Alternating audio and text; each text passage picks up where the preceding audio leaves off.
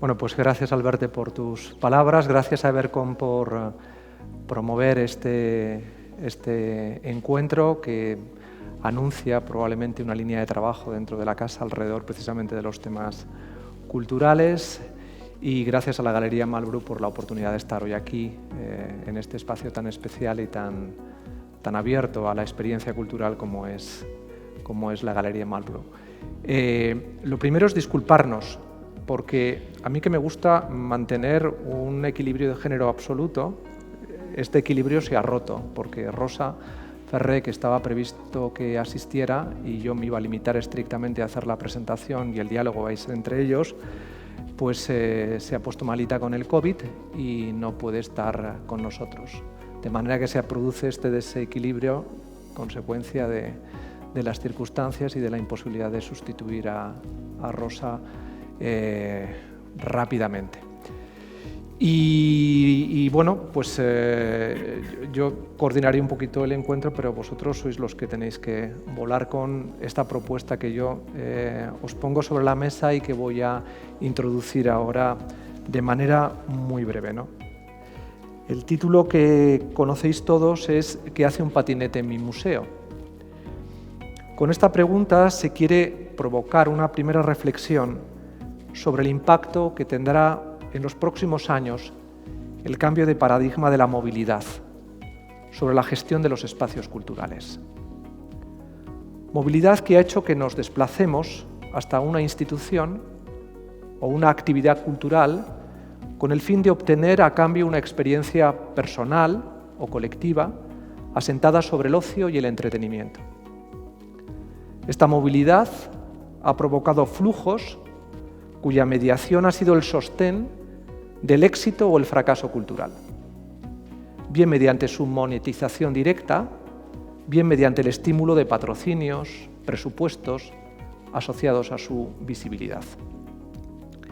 A ello ha contribuido la estandarización de la cultura como una experiencia de estatus social, en distintos grados, dependiendo de la clase y la formación, y de ocio, sin más, para todos los públicos.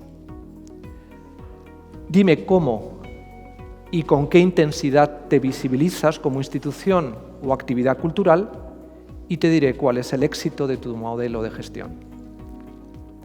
Conforme a esta máxima, se ha diseñado una estrategia de sostenibilidad y financiación de la cultura que, junto a las ayudas públicas de fomento a la misma, más o menos directas, ha ido paulatinamente convirtiéndola en un activo económico a través de la idea de marca, que ha tratado de ser escalable mediante su maximización a través de una alianza con el turismo.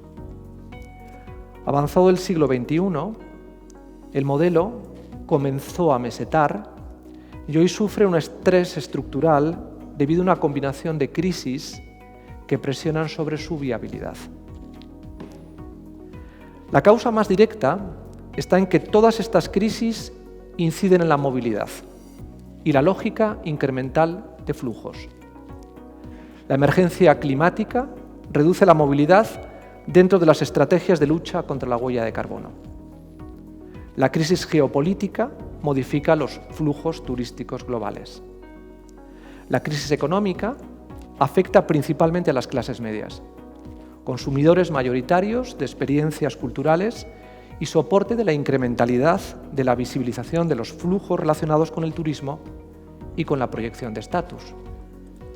Finalmente, la crisis presupuestaria generada por la persistencia de la crisis económica provocará una pugna competitiva en la priorización de las políticas públicas, entre las que está la cultura, que sostiene la paz social. A estas crisis hay que añadir otra más profunda asociada a la revolución digital, y la apunto, concretamente a la alteración tanto de la esencia ontológica como epistemológica de la movilidad. No os asustéis porque no vamos a entrar en esta profundidad, la apunto tan solo. Ontológica porque la transformación digital de nuestros hábitos supone una marginación de la experiencia corpórea que da soporte al desplazamiento que está en la movilidad misma. Epistemológica porque todo el relato de la modernidad que ha guiado literalmente la experiencia cultural desde finales del siglo XVIII hasta hoy, está sustituyendo la conceptualización de los relatos museográficos, por ejemplo, por una hegemonía de la imagen desnuda de cualquier concepto. Ante esta situación policrítica que afecta a la cultura, a sus experiencias de movilidad y a los espacios sobre los que se proyectan, tal y como hemos venido contemplándolas hasta ahora, surge la urgencia de abordar una resignificación de la movilidad y de la cultura misma asociada a ella. Lejos de pensar que solo queda certificar nuestra impotencia, lo cierto es que el desenlace puede ser otro muy distinto. Esta acumulación de crisis en realidad es una oportunidad. Una oportunidad para otra forma de cultura que ha de estar alineada con las exigencias de una movilidad no contaminante. Una oportunidad para otra forma de cultura basada en revisitar críticamente la creación y sus procesos, en la investigación e innovación, por tanto, y con el fin, entre otros, de reforzar los contenidos pedagógicos y su contacto con la infancia y con la adolescencia, como experiencias culturales primigenias. Una oportunidad para otra forma de cultura afirmada sobre experiencias menos masivas y más cualitativas, más desligadas del turismo y más volcadas sobre el activismo cívico, que ayuden a mantener cohesionada la comunidad y sus espacios de convivencia. Una oportunidad para otra forma de cultura que hibride la tangibilidad sensible de cuerpos que deben seguir en contacto con un arte que se sienta y se viva, con una apertura a lo inmersivo, a lo virtualmente inmersivo, y a nuevas experiencias que, como metaverso, provocan una reinterpretación de la cultura y nuestra forma de relacionarnos con ella. En fin, una oportunidad para otra forma de cultura basada en una movilidad radicalmente distinta y un modelo de gestión que active los imaginarios que soportan el capital cívico que subyace en ella y que favorecen sociedades más inclusivas y cohesionadas, más abiertas al entendimiento del mundo que nos toca vivir, pero a partir del disfrute de una nueva cultura de experiencias más apegadas a la piel de nuestro tiempo. Lo dejo aquí. La provocación ya está puesta sobre la mesa. Tenemos a Manolo Borja Villel, director de un gran transatlántico cultural que está instalado en el sur de Madrid, generando toda una serie de dinámicas culturales que todos conocemos, consolidadas en el tiempo, pero que tienen ante sí el reto de cómo garantizar esos flujos de experiencias culturales vinculadas a las visitas, que además entran en un entorno competitivo con otros museos y otras instituciones que se disputan esos flujos, porque alrededor de esos flujos están los patrocinios, los mecenazgos, los micromecenazgos, pero también están en la cuadrícula del correspondiente Ministerio de Cultura del presupuesto, si tiene más o menos presupuesto en función de los costes estructurales y de los activos que es capaz de generar. Maral está instalada precisamente en una reflexión absolutamente volcada sobre la construcción de nuevos flujos dinámicos de experiencias culturales, tratando de enhebrar relatos que hagan sostenibles las ciudades y las experiencias culturales. Tiene ya, y nos hablará ella de su trabajo, a su espalda experiencias en Madrid que han sido absolutamente rupturistas, no iba a decir disruptivas, rupturistas. Y Jorge pues, dirige un proyecto muy especial que me parece que hibrida de una manera muy inteligente. Es el proyecto de una pequeña localidad que ha sido capaz de sacar la cabeza a la sombra de una ciudad como Lisboa, con todo lo que representa, y está intentando que Oeiras, un pequeño municipio que está a las afueras de Lisboa, sea capital cultural europea, pero al mismo tiempo hacerlo a través de un proyecto completamente novedoso, muy pegado a la piel de las necesidades que plantea la digitalización, la hibridación con la educación y con también la experiencia del turismo, pero relativizada e integrada dentro de un relato mucho más ambicioso. Así que no sé por dónde empezar. ¿Quién quiere empezar? José Andrés. Venga, Amaral.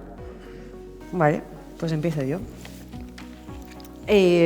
Bueno, primero voy a situaros un poco mi experiencia para que entendáis qué puedo aportar a lo que nos ha comentado José María.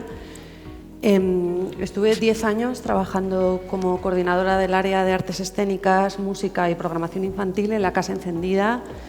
A la cabeza del proyecto en esa época estaba José Guirao, y cuando acabé mi etapa en la casa me di cuenta de que no había un trasvase de saberes entre públicos, no había un diálogo. Solamente con la programación infantil pasaba que los niños y los padres venían a ver música, danza, teatro y demás. Y cuando hacía música o hacía danza, los públicos no se cruzaban casi. Entonces, cuando salí de Casa Encendida, mi pregunta era cómo hacer para que se cruzasen todos esos saberes, ¿no? ¿Qué situación o cómo podía hacer para que todo eso generase una idea de comunidad más amplia y un intercambio, ¿no? Después de eso tuve la suerte de trabajar durante 4 años para el Ayuntamiento de Madrid en la Concejalía de Cultura, dirigiendo Veranos de la Villa, desde el 2016 hasta el 2019, y lo que hice fue un festival descentralizado por toda la ciudad. Gracias a esa experiencia solicité la beca de la Academia de España en Roma, y el último año lo pasé desarrollando una investigación teórica y práctica sobre los usos del espacio público. Eso es un poco como para que entendáis. Yo me dedico principalmente a que la gente se encuentre en una situación muy concreta y en un tiempo, que yo creo que eso es una gran diferencia, el tiempo. Y lo que yo llamo, mi práctica la llamo el arte de estar juntos. Y el arte de estar juntos tiene una pregunta sobre territorio muy concreta, que es la que me ayuda un poco a ir articulando desde dónde quiero activarla, ¿no? Y es cómo hacer preguntas a la ciudad, cómo preguntarle a la ciudad. Es muy importante como el hecho de tener una experiencia institucional me permitía saber y conocer muy bien las reglas de la institución y las potencialidades de la misma. Entonces, era todo el rato pensar cómo trasvasar toda esa potencia de la institución hacia el espacio público. Y entonces empecé a elaborar, el primer año fue muy torpe, pero conseguí que todo el festival, por ejemplo, fuese a los 21 distritos de la ciudad, y ahí empecé a darme cuenta de cuáles eran las potencialidades, ¿no?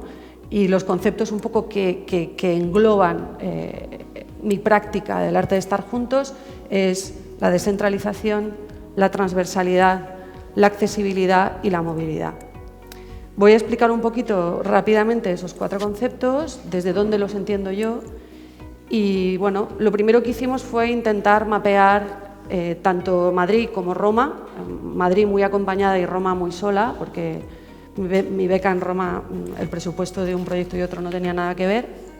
También en Madrid, cuando yo hice Veranos de la Villa, no había pandemia, y en Roma hubo pandemia cuando desarrollé el proyecto.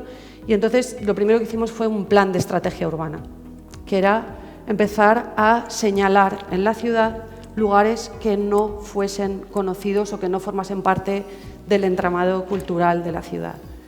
A ampliar la foto del imaginario cultural de la ciudad, no solo con la práctica, sino también buscando hacer un urbanismo fantasma, como digo yo, ¿no? Vamos a este sitio, ponemos en valor este lugar, nos damos cuenta de qué hay en la ciudad. Por ejemplo, hay millones de auditorios al aire libre en la ciudad que están construidos entre PAUs de los parques que por obligatoriedad el urbanismo obliga a construir, y entonces hay un mogollón de auditorios al aire libre que están dirigidos o coordinados o reglados por medio ambiente, por ejemplo. Entonces empiezas a ver o empiezas a descubrir que tienes que hacer un proyecto descentralizado en el que ese trasvase de saberes es el diálogo con otras instituciones, con otros agentes técnicos, culturales y no culturales que me ayuden a entender cómo uso un espacio público hablando con medio ambiente, hablando con movilidad, hablando con asuntos sociales o hablando tal, y corresponsabilizando a todas las partes de cómo se construye esa pequeña institución efímera que se mueve por la ciudad. Entonces, esa idea de paseabilidad o de movilidad era muy importante. Era una movilidad que lo que hacía era generar comunidad, generar diálogos entre todas las partes, y también a nivel de contenidos la idea también era poner en valor cómo usaban los ciudadanos la ciudad, de qué manera la usaban. Os pongo un ejemplo. Pues, por ejemplo, en el Parque Juan Carlos I, los ciudadanos vuelan cometas porque es un sitio donde hay viento. Entonces, de repente, tenía ahí una potencia que era visibilizar una práctica ciudadana, pero proponer lo artístico a partir de esa práctica. O, por ejemplo, una noche dormimos en un parque con familias enfrente del Palacio Real, dentro de Casa de Campo, se llama el Huerto de la Partida, que no sé si lo conocéis. Otra de las cosas muy importantes es como el perímetro. Claro, la institución tiene las reglas también porque su arquitectura está muy limitada. O sea, las reglas están construidas sobre la forma del edificio, y lo que me daba la oportunidad a la calle o el espacio público era como crear otro imaginario y pensar cómo podía usar ese imaginario o cómo podía aplicarlo. Entonces, dormir una noche con más de 200 familias en un parque público en Madrid habla de qué significa pernoctar en la ciudad, cómo se amplía el relato de pernoctar y cuál es la relación que se establece de nuevas con tu ciudad, con la infancia y con la idea de familia también, ¿no? Entonces, era todo el rato también invitar a los artistas a que yo, era lo que me pasaba mucho en Casa Encendida también, ¿no? Que les invitaba a producir pensando muchas veces en el afuera, pero con las reglas del adentro. Y lo que me interesaba era que ellos tuviesen la capacidad de pensar en esa idea de lo efímero, porque no es una cosa de establecerse en los lugares, sino de moverse y proponerle a los lugares, crear unos volúmenes o un urbanismo diferente del que conocemos, que lo que hace es respira, se construye, desaparece y nos vamos a otro sitio para ir creando comunidad, ¿no? O ir creando esa idea de estar juntos. Podría seguir, pero yo creo que más o menos, ¿no? Perfecto, ¿no? Has hecho una píldora magnífica. Fenomenal. Muy provocativa. Manolo. Bueno, sí. yo me voy a apuntar porque como desde los 15 años que tengo insomnio, me voy a apuntar esto de dormir a ver si lo consigo, si consigo durmiendo.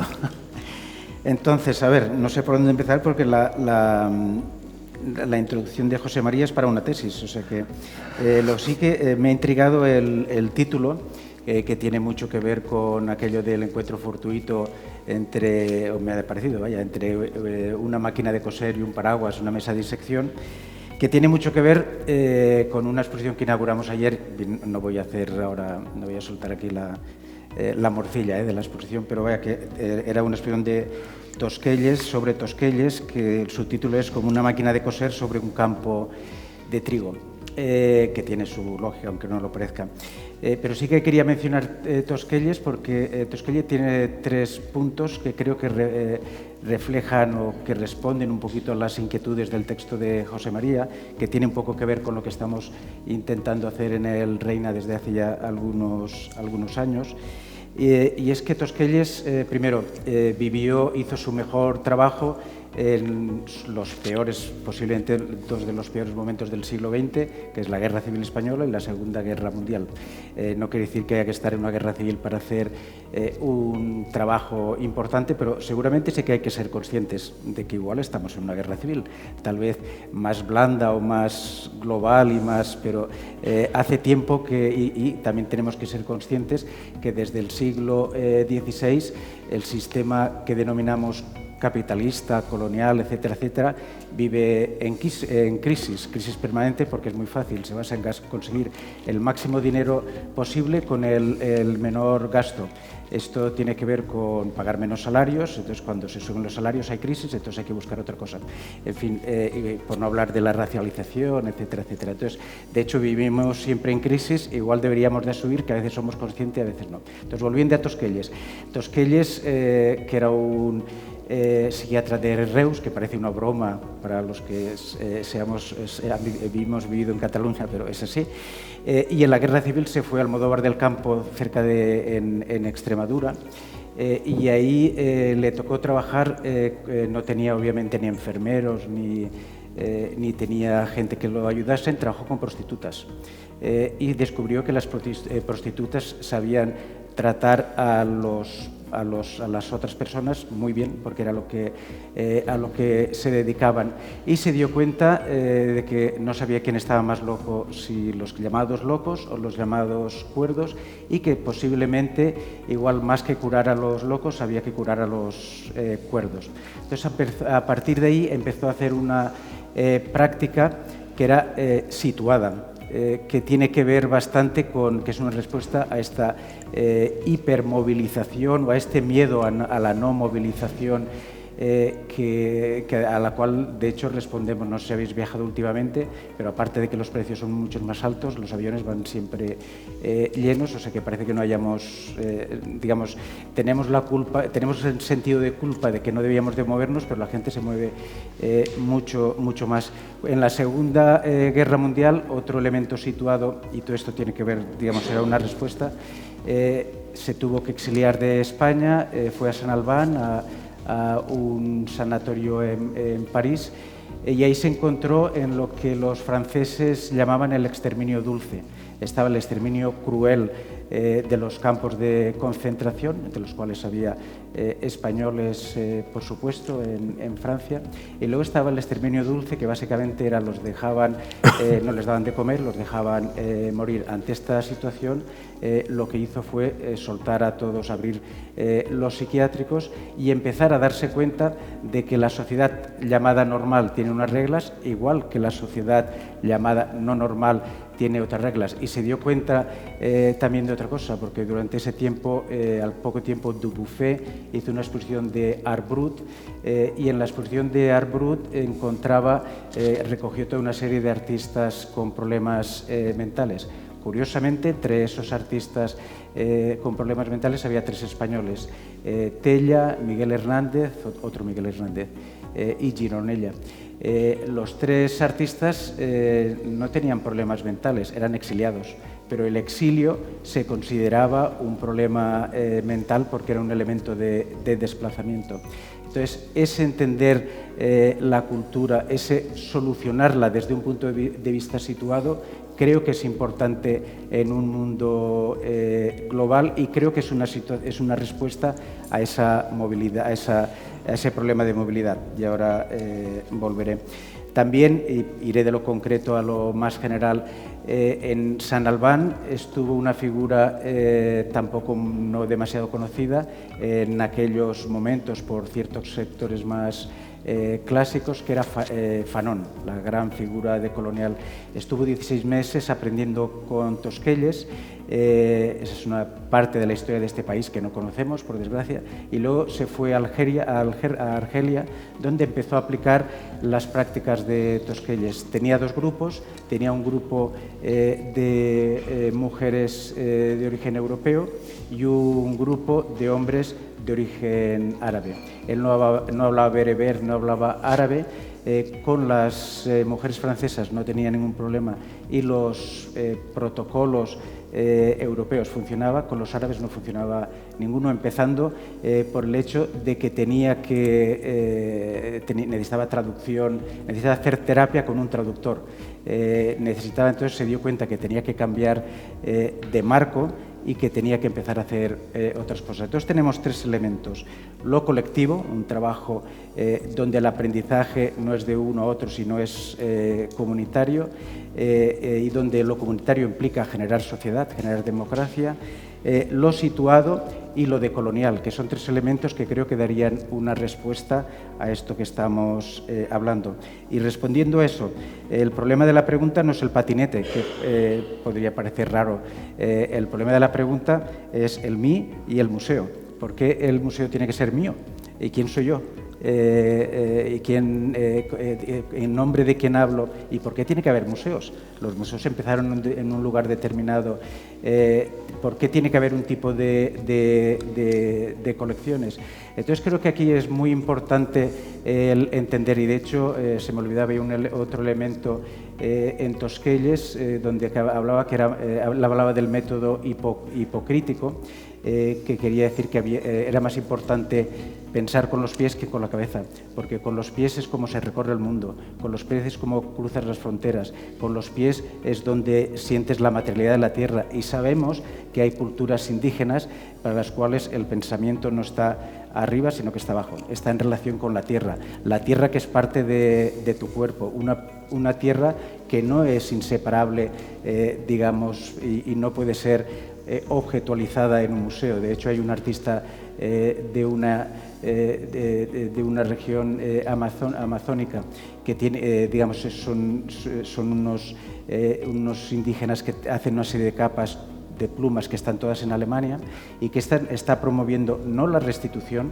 sino que está promoviendo la desmuseificación de las capas, precisamente para curar, porque son capas curativas a los europeos que ve bastante enfermos, y ella lo que propone es que se sigan haciendo nuevas capas, porque la idea del original le parece absolutamente... Entonces, en esa situación, ¿qué hacer? Obviamente el modelo de museos tal y como lo tenemos no acaba de... está siempre en una crisis permanente. Hay un modelo que acaba siendo homogeneizándose, o el modelo cultural, vaya, donde hay una bastante homogeneización de unos a otros, y habría que, donde parece que el museo tiene que ser simplemente número de visitas, tiene que basarse y está basado en la economía. ¿Qué situación daríamos para invertir todo esto? Bueno, antes que nada, entender que es un servicio público y es un derecho. Y si es un derecho a todos los niveles.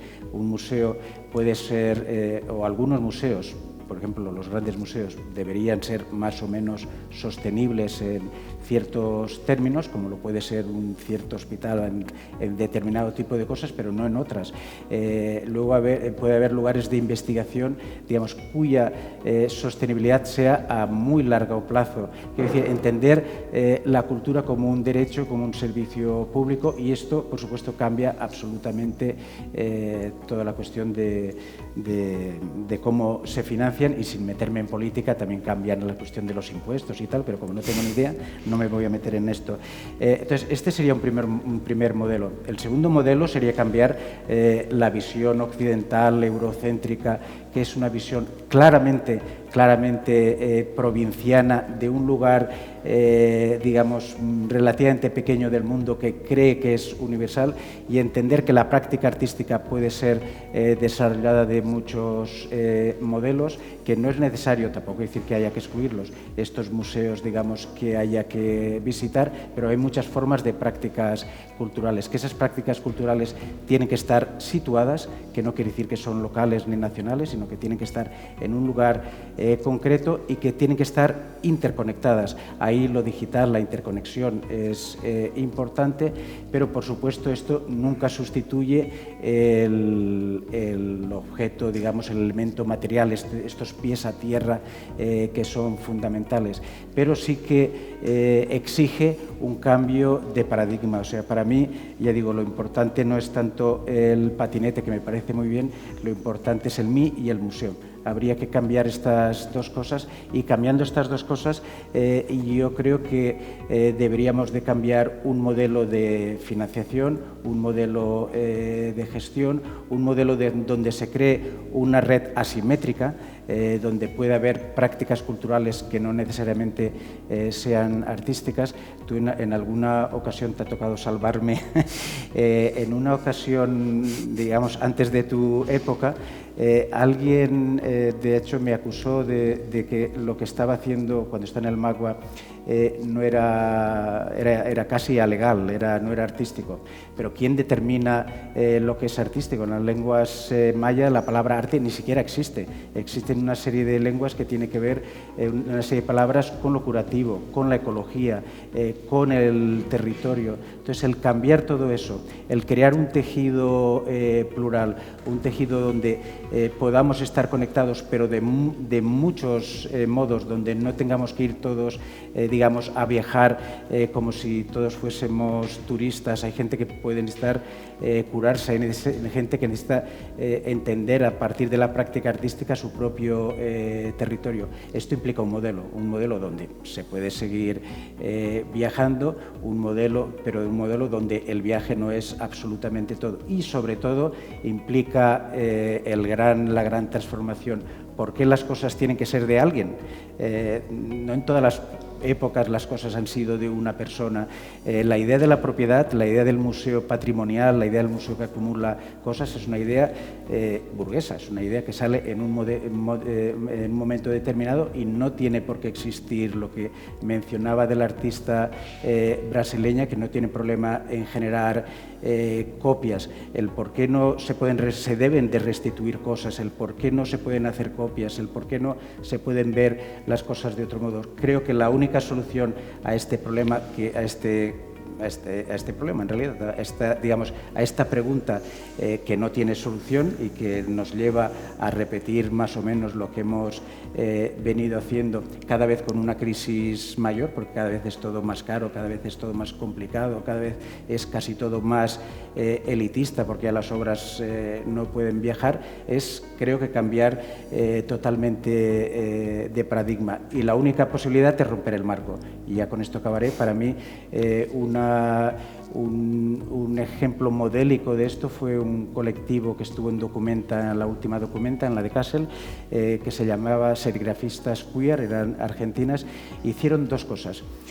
Hicieron una pregunta a la cual iré, hicieron una acción, y la acción era una especie de campo de fútbol, pero que era circular, creo que tenía 3 o 4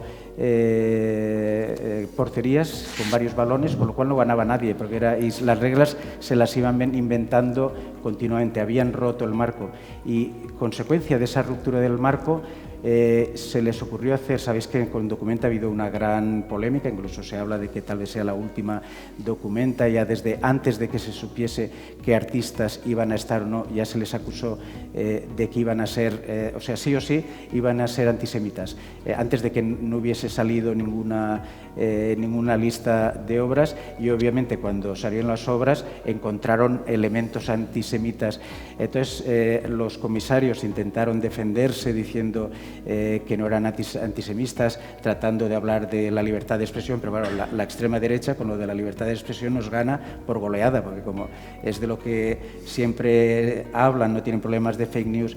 Pero estas chicas, con este sistema donde cambian las reglas de fútbol, se les ocurrió hacer una pregunta muy simple, y es: ¿por qué los mismos que generaron el genocidio son ahora los que nos tienen que decir si somos antisemitas o no? Eso es saber quién habla, por qué habla, quién se crea las reglas. Creo que es la pregunta que a su vez respondería a tu pregunta.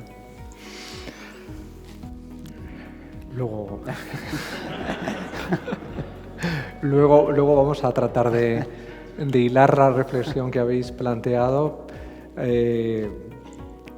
Cada uno ya habéis puesto a vuestra manera dónde está el foco situacional del tema, pero ahora le vamos a dejar a Jorge que nos hable un poco de su experiencia y de cómo ve el tema que estamos planteando. Hoy tenemos que tomar en cuenta que hay algunos aspectos esenciales para considerar la movilidad. Lo que he llamado aquí en inglés de ecological turn, la transición ecológica, que es una necesidad y es también una manera de pensar. Sabemos hoy que el mundo, la estabilidad del ecosistema está en una situación de rotura. Este momento no es más posible de tener el mundo estable a nivel ecológico. La cuestión ahora es solamente saber hasta qué punto vamos a dañar el planeta, hasta qué punto vamos a controlar el daño, porque el daño está ahí y no es posible más voltar a una regeneración del planeta. Eso, infelizmente, no es posible. Entonces, la cuestión ecológica es una cuestión fundamental y ella está presente en todo. Después, aquello que se llama la ciudad 15 minutos. Hoy mucha gente quiere tener muy cerca la oferta cultural, la oferta económica, la oferta social. Entonces, que pensar la movilidad es también pensar la cercanía. Después, la posibilidad de hacer el diseño de las cartografías culturales para la interacción. Y esto significa también que si hacemos un diálogo entre la cuestión de la sostenibilidad y la cuestión de la monetización, que es necesario también clarificar la relación entre cultura y turismo. Muchas veces queremos en la relación de cultura y turismo solamente la comodificación total de la cultura como un instrumento al servicio del turismo. Pero lo que yo pienso es que la mejor manera de la cultura servir el turismo es dejar la cultura hacer su trabajo de una manera independiente. Lo que quiere decir que la cultura tiene un valor por sí misma, un valor autónomo, y cuanto más hay una inversión en la creación cultural, en el patrimonio, en diferentes campos de cultura, y se empodera la cultura, más se gana para el efecto turístico.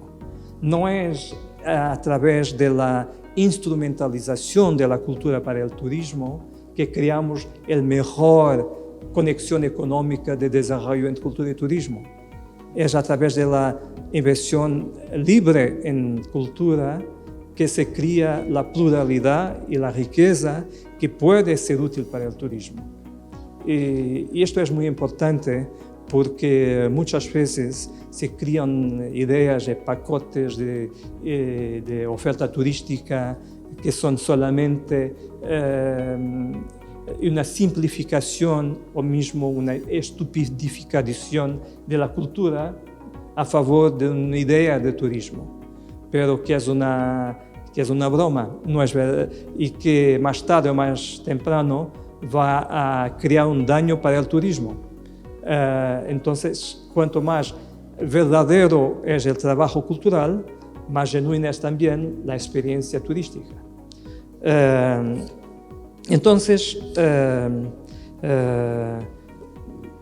naturalmente tenemos que definir el perfil del turista, el perfil de la ciudad, y para este efecto no es imposible percibir que de un lado las ciudades pueden diseñar el perfil turístico, pero de otro lado los visitantes que vienen tienen una idea preconcebida sobre lo que van a ver.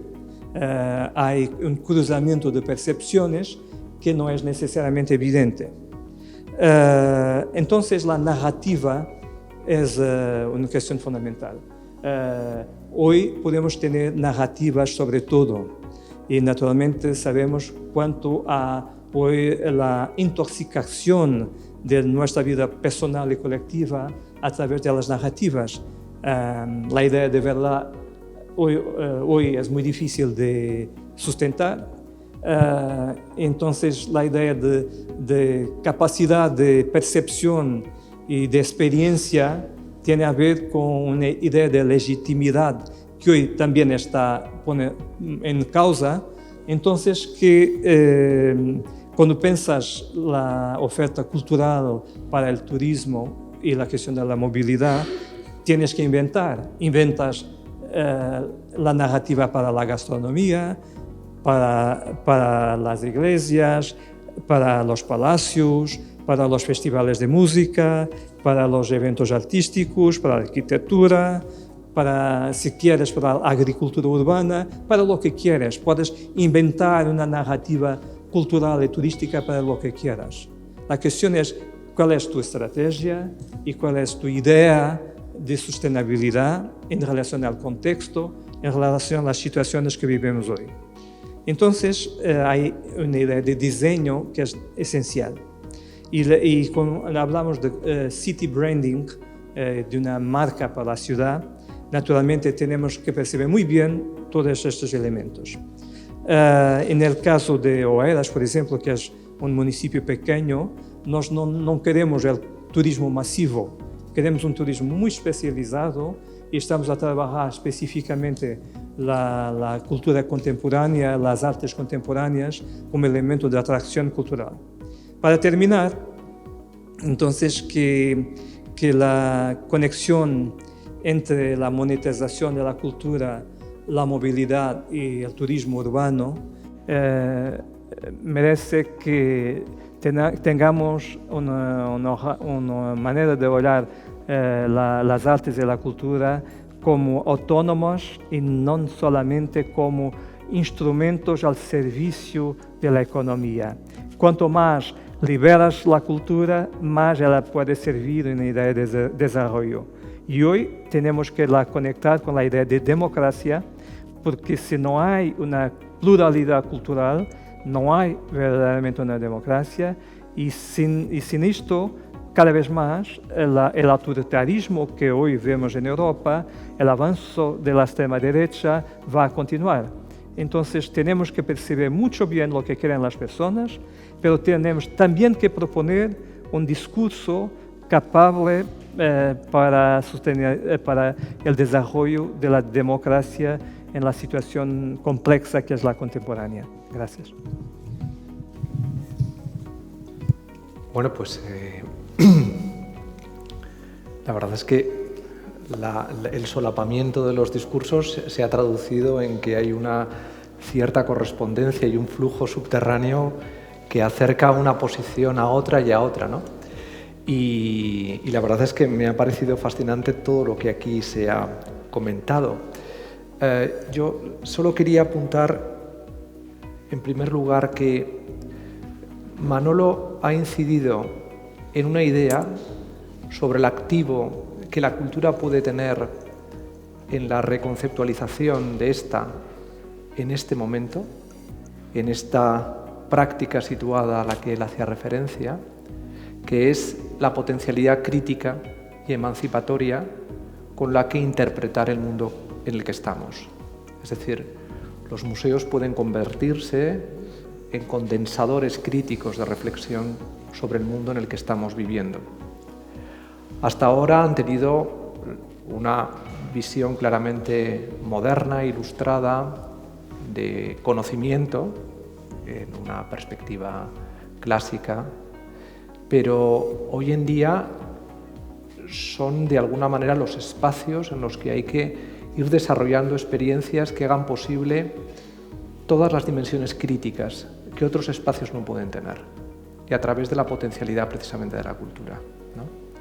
Has mencionado algunas, yo creo que hay una muy importante, que es en este contexto de inmersividad digital, recuperar el cuerpo y la tangibilidad sensible a través de la experiencia cultural. Y el arte, sobre todo para nuestros niños, es la manera de compensar la inmersividad cultural digital a la que están cada día abocados. Y hay, por tanto, todo un terreno de reflexión crítica alrededor de la cultura que deben, de alguna manera, desarrollar las instituciones culturales. Y eso implica una lógica de cuidados cívicos, de activos cívicos, que hasta el momento no hemos sido capaces de explorar y que creo que es un campo con una potencialidad, sobre todo en el capital más simbólico de la cultura, extraordinaria. Que eso permite relacionarlo con las experiencias, esa reflexión que tú planteabas sobre lo efímero y sobre un redescubrimiento del espacio de la ciudad, enhebrando relatos que permiten descubrir experiencias para las que nuestra mirada no estaba capacitada. Sí. Y esa capacidad, de alguna manera, esa reivindicación que tú has hecho, sobre todo de colaboración entre experiencias culturales que van permitiendo generar casi como pasillos culturales que van dando estabilidad a las ciudades y las experiencias de comunidad en un mundo cada vez más anonimizado y deslocalizado como el que vivimos, me parece también de una enorme potencialidad, ¿no? Sí, yo creo que en eso que estás diciendo también hay una cosa que, claro, todas las reglas las construimos como para el sector, pero lo que creo que sería importante es que las normativas que construyen las ciudades, la cultura tendría que estar construyendo eso. Normalmente solamente es seguridad, medio ambiente, los que dicen aquí no puedes jugar, no puedes pisar el césped, no puedes hacer esto, no puedes hacer... Y además son todo normativas que hablan más de conservación que de uso. Y nosotros lo que podríamos plantear son cómo usar la ciudad, cómo jugar con ella, cómo crear arte en ella. O sea que creo que no deberíamos de seguir solo hablando de cómo volcar, por supuesto preservando la institución, sino como realmente cómo introducirnos dentro de dónde se construyen las reglas de la ciudad, ¿no? De usar la ciudad. Claro, yo creo que esa es la reflexión que quedó súper clara, porque me parece que es, de alguna manera, romper los muros de las instituciones para que la ciudad entre dentro y la redefina, como tú lo planteabas, ¿no? Que hasta cierto punto está un poco en tu nuevo relato museográfico dentro del... tan polémico, por otras partes, bueno, con algunos, pero vaya, eso está... No, de hecho, sí, estoy totalmente de acuerdo. De hecho, también apuntaría que estamos hablando mucho de ciudad cuando hay campo y hay claro. Eso creo que lo debemos de tener en cuenta. Pero bueno, siguiendo con lo que habéis dicho, creo que es, por ejemplo, la idea de autonomía de gestión, autonomía de la obra de arte es fundamental. Afortunadamente, cuando la obra de arte es medianamente buena, incluso yo diría cuando es mala, tiene una cosa de autónoma, de hiperobjeto, de algo que es casi imposible de absorber en cualquier discurso. De hecho, nosotros tenemos 3 salas, donde hay una sala dedicada a Karl Landstein, crítico alemán que se vino a la columna de Urruti, al cual le interesaba la relación arte-vida, y uno de los artistas para él era Dalí. Bataille, que le interesaban los fluidos, el semen, lo material, otro de sus artistas era Dalí. Breton, que le interesaba la relación intelectual, sueño, realidad, otro artista es Dalí. Pero vemos el mismo artista con obras más o menos similares, pero que no es aquello de que todo vale, de hecho es al revés, es que nada acaba de valer y todo cuestiona, y ese cuestionar, ese enigma, que creo que hay que reivindicar, ese enigma genera agencia, genera preguntas, genera democracia, y eso afortunadamente es algo que ni la posverdad ni no pueden cambiar, porque es realmente inasimilable. La lástima es que todo eso no tiene cabida, igual que Ferlosio no tendría cabida en los twitters, no tendría cabida en las redes sociales. Entonces, el problema no es tanto la parte artística, por supuesto, es el marco. Yo creo que lo que hay que hacer es cambiar el marco, y el marco incluso de nuestro propio discurso. Hemos hablado de movilidad. Pero ahora hemos metido otro elemento que es muy importante. Este elemento enigmático es como el duende del flamenco. Solo se aprende con los demás, solo se aprende con un público, solo se aprende con el que está al lado haciendo sonidos.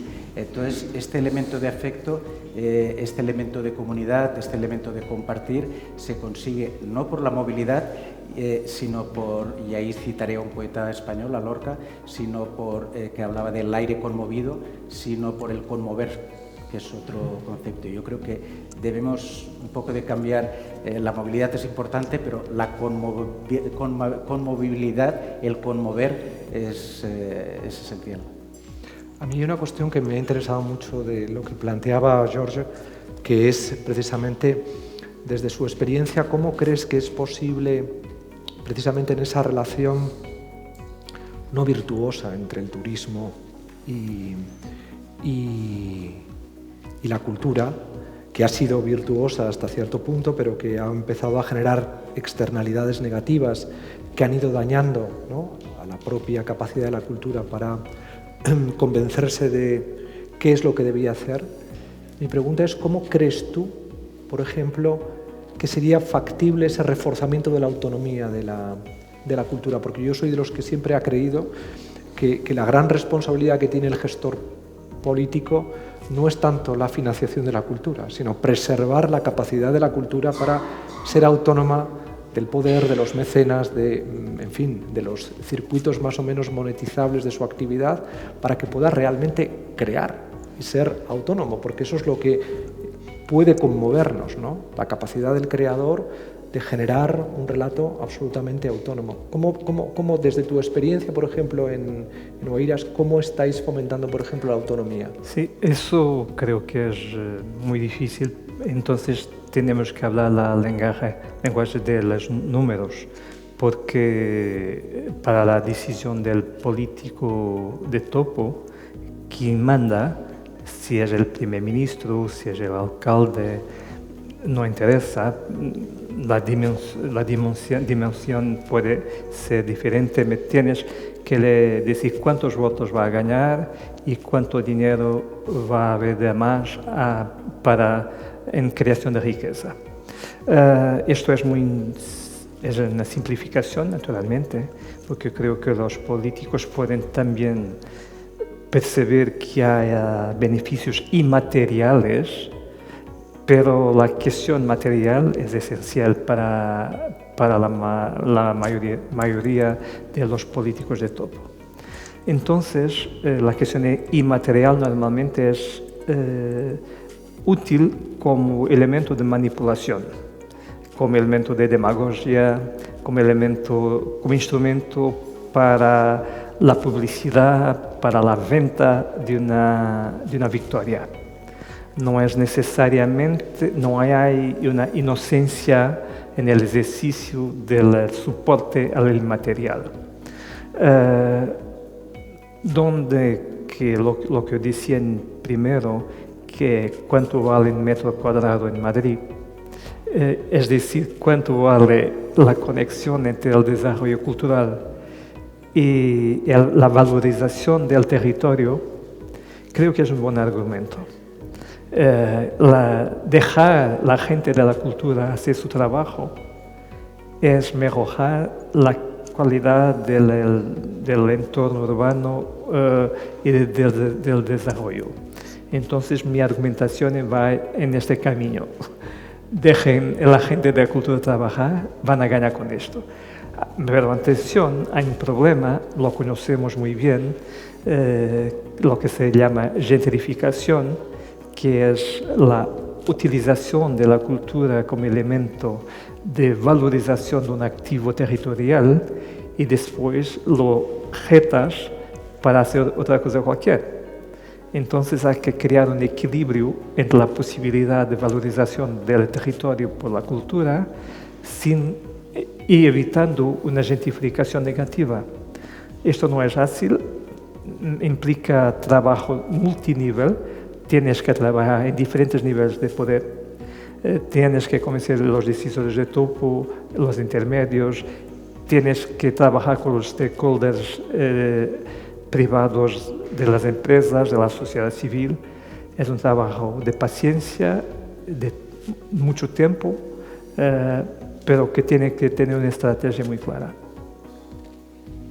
No sé si queréis añadir algo. Amaral, a mí me interesa mucho la experiencia tuya de los veranos de la villa, de cómo fuiste capaz de, sobre la base también de, o sea, cómo trabajasteis la relación de la movilidad en el diseño de esa fragmentación de espacios y de experiencias, pero que sin embargo conseguiste enhebrar, ¿no?, relacionar unas con otras a través de un relato donde la movilidad también era posible, los desplazamientos y... Una cosa antes, que sí. El otro día en un concierto de Francisco López, que no sé si conocéis a Francisco, es uno de los músicos experimentales como que tenemos en España, así como más potentes a nivel internacional, y dijo una cosa muy bonita, que él no hacía realidad virtual, sino que hacía que quería la virtualidad de la realidad. Entonces creo que hay un trasvase entre esas dos ideas, creo que súper bonitas, y que encaja con esto que me estás preguntando ahora, ¿no? Es, pues o sea, yo qué camino, que mi trabajo, yo soy gestora cultural, elaboro contenidos y camino, o sea, que la práctica es la que me permite entender cómo llegar a los lugares, y fue muy sencillo, fue ir a los concejales de cada uno de los distritos. O sea, como que digo que el aparataje era ir a hablar con la gente, no era solamente construir, sino era escuchar las diferentes capas. Pero me pasaba que de repente iba a ver a un concejal en un distrito y le preguntaba qué pasaba en su distrito que no pasase dentro de los centros culturales y no sabía responderme. ¿Cuáles son los lugares de reunión de la gente? ¿Para qué utiliza la gente la calle? Y muchas veces no me sabían responder cuáles son las fiestas, cuáles son las tradiciones, qué es lo que sucede, qué es lo que... Entonces empezamos a hablar con los vecinos de cada distrito, preguntábamos a amigos o cuando nos íbamos a desplazar allí, y luego empezamos a estudiar el mapa. O sea, cómo construir un mapa que realmente nos ayudase a entender cuáles eran los potenciales del espacio, no solo como desde su arquitectura, sino desde esos usos o desde esas tradiciones que se habían invisibilizado, que habían desaparecido, cuál era la historia. Y era poner en diálogo espacio, comunidad que vive en ese lugar, cómo traer a gente de fuera de ese lugar para que se genere una tercera situación, y sobre todo el artista, si le pones o le invitas con algo que sabes que hace o si le invitas a que cree sobre esa situación. Entonces, nosotros llamamos el maridaje. Hay un plano activo de toda la ciudad en el que vamos marcando en qué lugares pasábamos, porque cada día el festival pasaba en un sitio completamente diferente, entonces teníamos que ser ligeros, nómadas. O sea, teníamos que tener un músculo que nos permitía hablar con la directora de este parque, entender que se vacíe un estanque para un eclipse, porque también había un diálogo con la naturaleza. Es verdad que no es ciudad, es territorio. O sea, que estas mismas he practicado en pueblos, o sea, que ya estamos... Yo estoy intentando que la idea de territorio administrativo, porque del otro no hay manera de hablar, o sea, creo que en nuestra construcción para mí todavía es difícil entender cómo pasar de lo administrativo a otro idioma, porque al final no hay un territorio que no sea administrativo. Entonces las reglas de lo administrativo son realmente las que te permiten hacer las preguntas, ¿no? Y activar desde los saberes cómo podemos crear otro tipo de institución o otro tipo de idea de institución cultural o de política cultural. No sé si... Sí, perfectamente, sí, vamos. A veces las líneas administrativas, incluso dentro de una ciudad, lo que hacen es dificultar los fenómenos en los que espontáneamente están pasando las cosas. Claro. Y por tanto, mapear eso significa un esfuerzo de hacer una cartografía distinta, donde es más la ciudad la que habla que los políticos los que definen la gestión a partir de esas líneas. Que eso se ve en ciudades, pero se ve en países. Claro. Por ejemplo, si tú vas al Caribe, hay claramente dos mapas superpuestos, uno el colonial, que por ejemplo para ir de Jamaica a República Dominicana, tienes que ir por Miami directamente, puedes.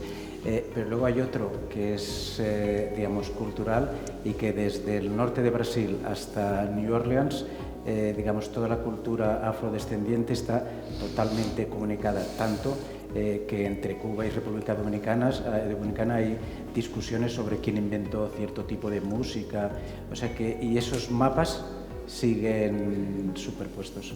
Y lo que hace la cultura justamente es, de hecho, sin hablar tal vez ni de ciudad ni de rural, sino de territorio, y de pensar el territorio no como algo ajeno a nosotros, sino como en las culturas indígenas, algo que forma parte de nosotros, pensar con los pies, y eso es importante. Y eso es lo que genera que de vez en cuando la cultura tenga, que genera que haya enemigos de la cultura. Claro, es curioso, pero uno de los fracasos, entre comillas lo de fracasos, pero es un colapso de la idea de las Smart Cities, de la que ya no se habla apenas. Es decir, estas ciudades inteligentes que en un determinado momento nos iban a arreglar la vida, Sin embargo, han fracasado porque rápidamente se ha visto que el angular tenía que proyectarse sobre un territorio. No podías hablar de una ciudad inteligente sino de un territorio inteligente.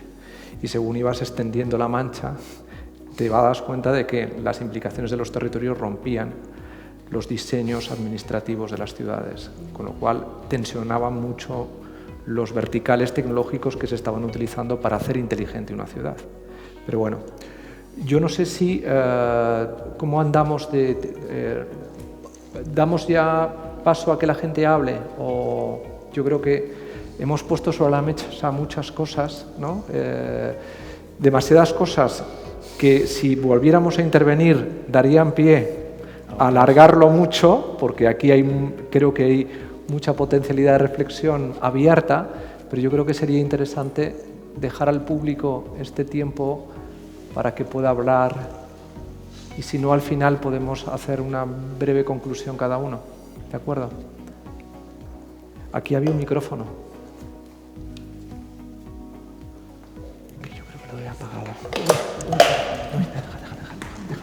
No, está vacía. Sí, va. Sí. ¿Alguien quiere...?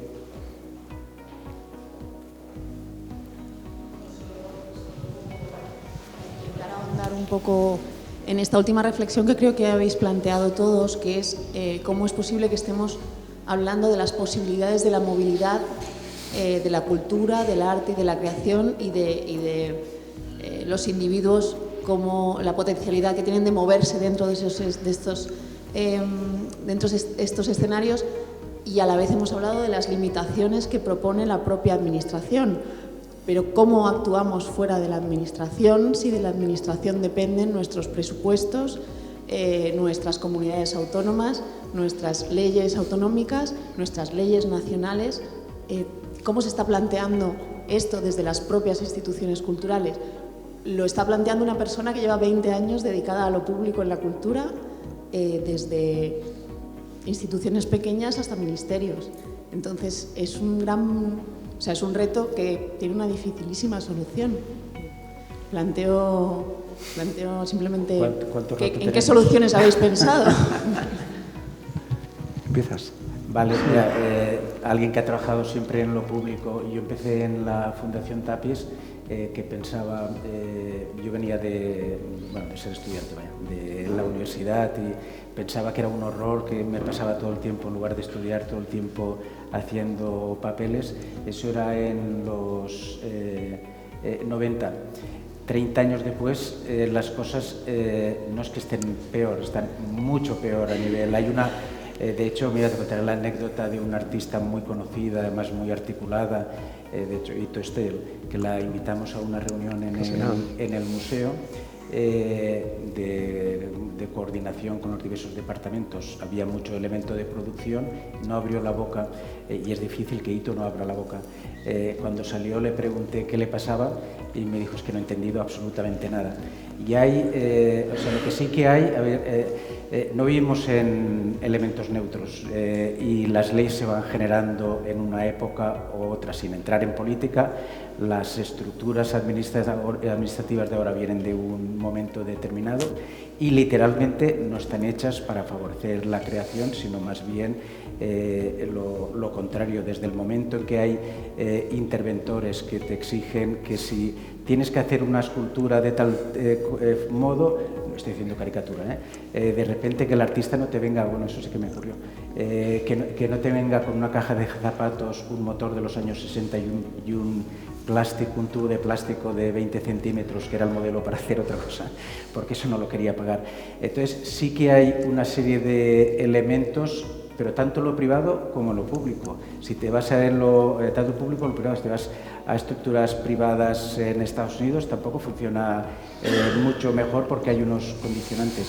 Y digamos, es lo que Cholet llama the dark matter, aquello que no se ve, que también sería, creo que es importante que sea objeto de debate a nivel cultural, porque eso condiciona y mucho la precariedad, cómo trabajan los agentes, qué se hace, y por tanto lo que pasa es que es un debate realmente serio y que toca muchas ramas legales, administrativas, pero es importante, es muy importante.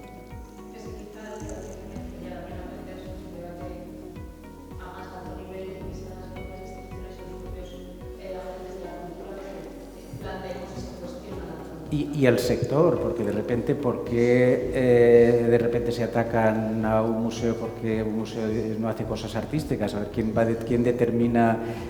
O sea, realmente es una reflexión bastante seria, crítica, y es una reflexión que me temo que de Europa no puede salir. Tiene que haber un elemento de interpelación, de cuestionamiento, que creo que a partir de movimientos afrodescendientes en Latinoamérica, de otras culturas, Asia, India, yo creo que hay, digamos, que el estar abierto a una interpelación de fuera creo que es fundamental para que se produzcan según qué cambios. Pero es una discusión que es política, vaya, esa sí que es política.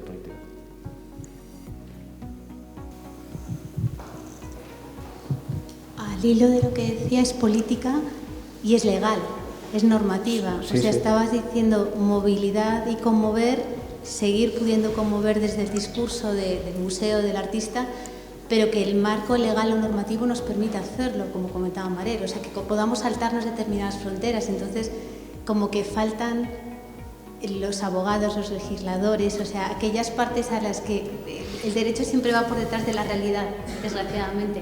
Pero parece que aquí es tremendamente necesario que ellos actúen de la mano de vosotros mientras piensan para abrir las puertas. Yo, de hecho, en cuanto si me invitan a una cena, tengo dos, siempre pido que me sienten al lado de un médico, porque soy hipocondríaco, o al lado de un abogado, porque realmente son fundamentales. Yo lo quería decir una cosa sobre la cuestión de la normatividad. Vivimos siempre con normas en diferentes dominios, ¿no? Pero la normatividad jurídica y el modo como ella contamina nuestra existencia, cada vez más, como fue dicho, Manolo decía que el artista no había entendido nada de lo que se pasaba en una reunión, tiene un género de sofisticación que es naturalmente una forma de poder. Si no lo entiendes, quien entiende domina y quien no entiende está fuera. Pero yo diría que hoy hay de una cierta manera un género de normatividad que es un algoritmo, esto es decir, funciona con un modelo sistémico autónomo que no coge en cuenta necesariamente la persona. Es un modelo que funciona en relación con objetivos de poder, pero sin la especificación de las necesidades y de las expectaciones individuales. Los grandes problemas de generación de una sociedad son siempre cómo tienes normas para todos y cómo tienes la capacidad de atender a cada uno. Y naturalmente hoy en la democracia tenemos un problema muy grave de falta de comprensión de la gran mayoría de personas sobre lo que se pasa, y por eso se prefieren los discursos de simplificación de los extremismos, porque los discursos extremos son simples, y tenemos todos que perceber mejor cómo llegar a lo que interesa a las personas, y como es de un lado la normatividad puede coger la percepción de las mayorías, y al mismo tiempo como la cultura puede liberar la necesidad de la pluralidad en democracia. Y esto es un problema que hoy no estamos a ser capaces de resolver. Sí. El cambio que ha sufrido el museo de ser simplemente guardián de tesoros a un lugar que en teoría, y yo creo que en la práctica la mayoría de la gente del sector quiere que sea un lugar de debate, de reflexión, de dar un paso más en pensamiento crítico, es el espacio que quizás pueda hacer una cuña ante esta situación o de extremismos o de conservadurismo o denominémoslo como de inmovilidad frente a espacios pues, como este mismo foro que se están haciendo estas preguntas, ¿no?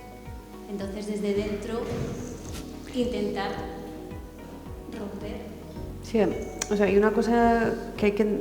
O sea, normativa, normalmente suele ser una normativa prohibitiva, administrativa, o sea, que lo que hace es todo el rato poner límites, pero el origen de eso es el civismo, en realidad. Y es lo que cada vez va desapareciendo más de construir las reglas de donde vivimos, ¿no? Entonces, creo que un espacio como de diálogo en el que la institución cultural tiene muchísimo que decir es cómo colabora a construir esas juegos o reglas, por no llamarlo normas, porque creo que lo administrativo realmente está, aunque ya lo sabemos, que hacer un contrato es una aventura del espacio, pero hablo como más del otro también, ¿no? No solo desde la cultura, sino del otro. En el fondo, el problema está en que seguimos siendo víctimas de un diseño de modelo cultural que ya tiene más de 50 años y que proviene del franquismo. Es decir, incluso la conexión entre turismo, marca y cultura es un producto que nació con la dictadura, nació con Fraga y se ha ido perpetuando. La democracia lo que hizo fue fragmentar el sujeto y creó 3 sujetos que además se democratizaron, pero que compitieron entre ellos, autonomías, ayuntamientos, Estado, con una disgregación del modelo cultural que nos ha llevado a situaciones muy complejas y que además partía de un relato donde la cultura estaba financiada desde el poder, estableciendo unas conexiones de visibilización muy ligadas al poder, con independencia de cuál fuera este. Ese diseño es un diseño que, en mi opinión, vinculado precisamente a la movilidad, es lo que está en tensión ahora. Es decir, porque yo creo que la gran pregunta que tenemos que ser capaces de resolver es la pregunta de la movilidad, que es un poquito, de un modo u otro, es lo que ha operado en la reflexión que teníamos aquí, ¿no?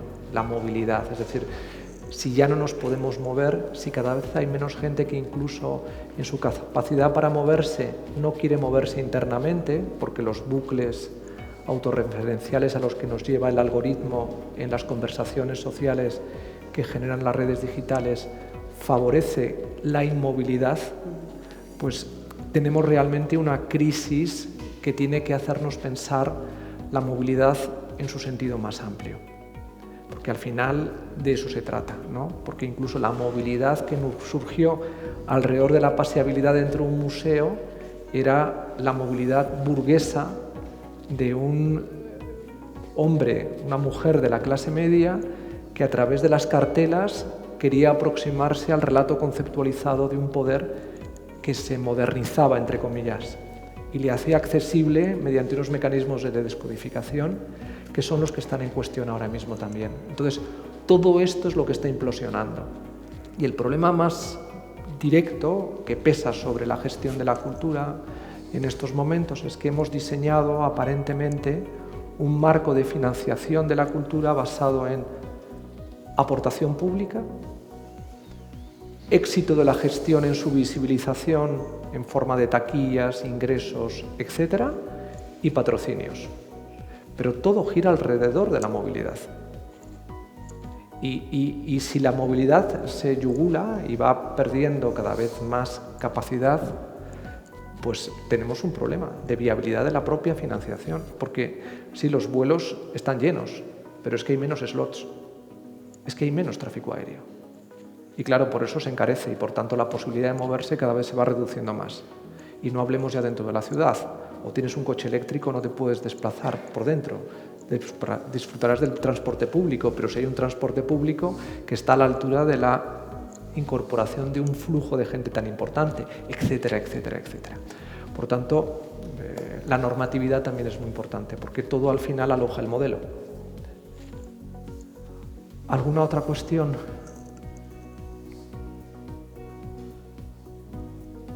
Bueno, pues yo no sé cómo nos queda. Concluimos entonces. Salvo queréis decir algo. Bueno, pues muchísimas gracias a todas y a todos por estar hoy aquí. Gracias a Manolo Borja Villel por su intervención, a Maral Kejian por su intervención también, a Jorge Barreto Xavier porque además ha tenido que venir desde Lisboa, y a todos vosotros porque habéis aguantado un chaparrón bastante intenso, a Evercom por haber hecho esta apuesta y por supuesto a la Galería Malbrú por alojarnos aquí y sentirnos en casa. Muchas gracias a todos. Gracias.